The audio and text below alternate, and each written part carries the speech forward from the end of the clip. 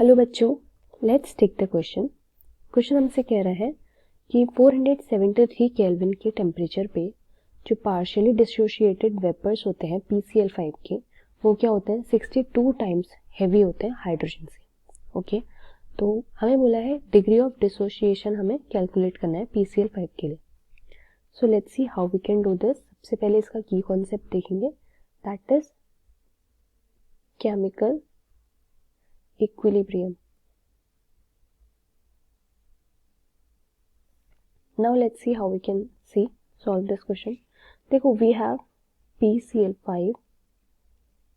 इसका जो रिएक्शन होता है डिसोसिएशन का, वो कुछ इस तरीके की हमारे पास इसकी रिएक्शन होती है।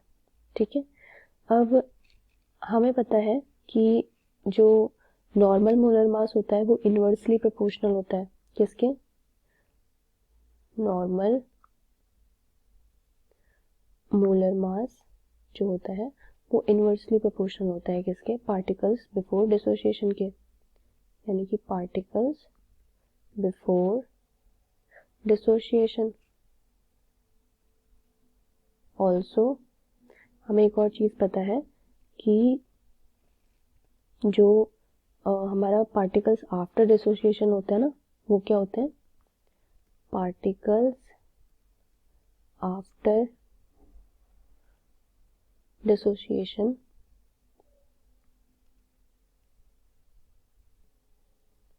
वो भी इनवर्सली प्रोपोर्शनल होते हैं किसके, 1 exponential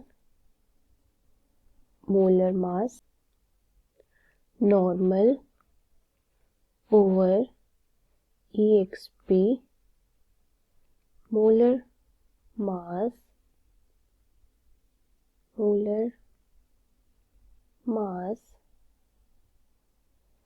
will be equal to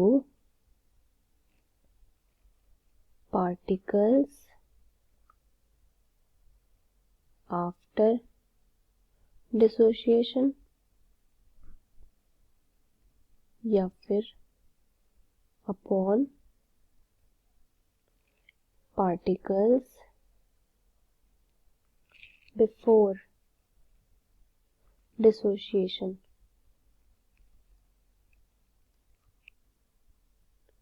ठीक है, तो इसकी जो वैल्यू है किसके बराबर हो जाएगी, 1 प्लस अल्फा के बराबर, है ना। अब क्योंकि EXP मोलर मास जो है, molar mass is equal to 62 into molar mass of hydrogen, that is equal to 62 into 2, या फिर हम कह सकते हैं 208.5 over 62 into 2 will be equal to 1 plus alpha.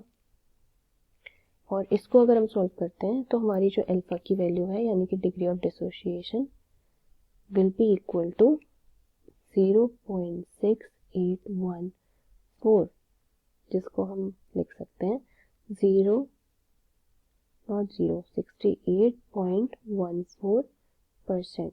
So this is the final value for degree of dissociation. I hope you understood. Thank you students.